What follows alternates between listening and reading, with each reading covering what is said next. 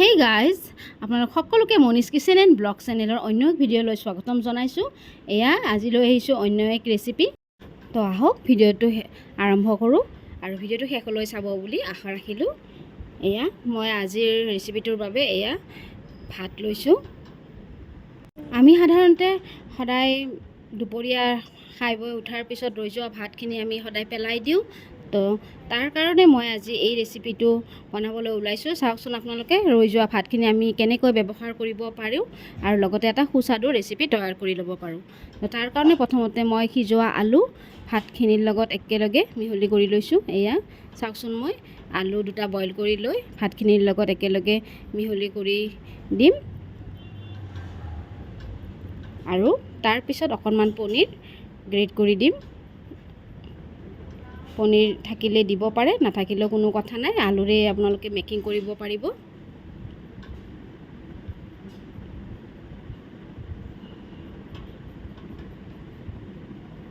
ৰৈ যোৱা ভাতেৰে একেবাৰে সহজ আৰু সুস্বাদু এটি ৰেচিপি, আপোনালোক সকলোৱে ভাল পাব।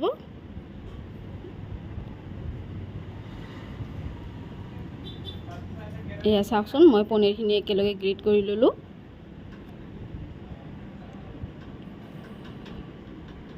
এতিয়া সকলোখিনি মই একেলগে সানিম।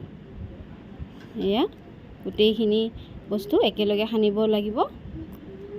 আপোনালোকে ইয়াত ইচ্ছা কৰিলে পিঁয়াজ দিব পাৰে কাটি পেলাই, আৰু লগতে কেঁচা জলকীয়া দিব পাৰে। মই সাধাৰণতে পিঁয়াজ দিয়া নাই, কাৰণ আমাৰ ঘৰত নিৰামিষ খোৱা মানুহ আছে, গতিকে সেইকাৰণে মই পিঁয়াজ দিয়া নাই। এয়া মই কেঁচা জলকীয়া দিছোঁ। মই কেঁচা জলকীয়াখিনি অকণমান ভাজি লৈছোঁ। ভাজি লৈ পেলাই এতিয়া গোটেইখিনি মিশ্ৰণ একেলগে কেৰাহীত বহাই দিছোঁ। একেবাৰে কম তেলেৰে বনোৱা হয় এই ৰেচিপিটো। এতিয়া সকলোখিনি বস্তু মই একেলগে ভাজি ল'ম এনেকৈ।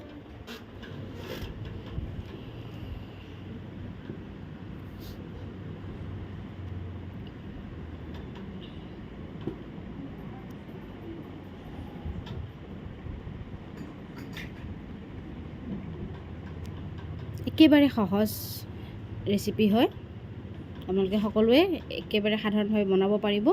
এতিয়া মই ইয়াত অকণমান হালধি গুড়ি, জিৰা গুড়ি আৰু শুকান জলকীয়াৰ গুড়ি দিছোঁ, আৰু লগতে সোৱাদ অনুসৰি নিমখ দিছোঁ। তাৰপিছত আটাইখিনি মিশ্ৰণ ভালকৈ লাৰি দিব লাগিব। এয়া তাৰপিছত অকণমান পানী দিব লাগিব। পানী বেছি দিব নালাগে, সাধাৰণভাৱে অকণমান দিলেই হ'ল। তাৰপিছত চাউলৰ গুড়ি অকণমান দিব। এয়া চাউলৰ গুড়ি আৰু পানী দি পেলাই একেলগে এনেকৈ লাৰি দিব লাগিব, যাতে চাউলৰ গুড়িখিনি একেলগে মিহলি হৈ যায়। তাৰপিছত আমি গেছ অফ কৰি পেলাই ঠাণ্ডা হ'বলৈ দি এয়া মই এনেকৈ পিঠা আকৃতিৰ বনাই লৈছোঁ।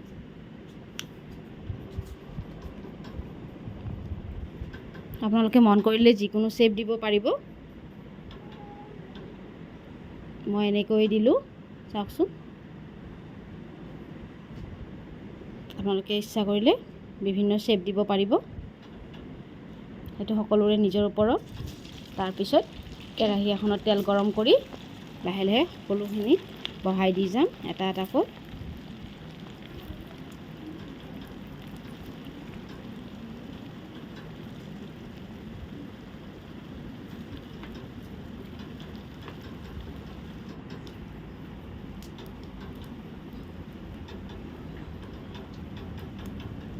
এয়া এনেকৈ আমি কম তেলতে ভাজি খাব পাৰিম। খুবেই মুচমুচীয়া হয় ভাজিখিনি।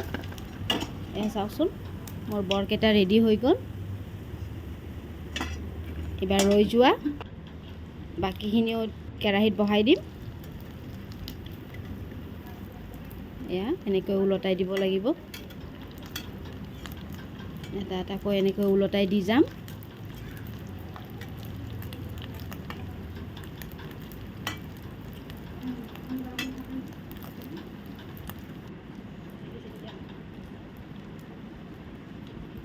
লাহে লাহে মোৰ আটাইখিনি বৰ ভাজা হৈ যাব।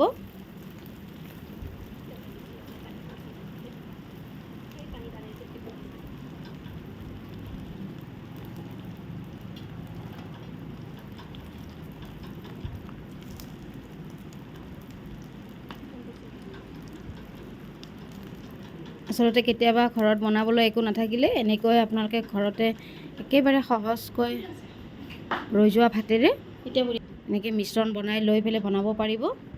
এয়া চাওকচোন মোৰ বৰখিনি ৰেডি হৈ গ'ল। এয়া ৰৈ যোৱা চাউলেৰে মই পকৰা বনালোঁ আৰু লগতে গৰমে গৰমে ছাৰ্ভ কৰিলোঁ। ভিডিঅ'টো শেষলৈ চোৱাৰ বাবে সকলোকে ধন্যবাদ আৰু লগতে মোৰ চেনেলটো ছাবস্ক্ৰাইব কৰিব বুলি আশা কৰিলোঁ আৰু লগতে ভিডিঅ'টো ভাল লাগিলে লাইক কমেণ্ট আৰু চেনেলটো ছাবস্ক্ৰাইব কৰি দিব বুলি আশা ৰাখিলোঁ।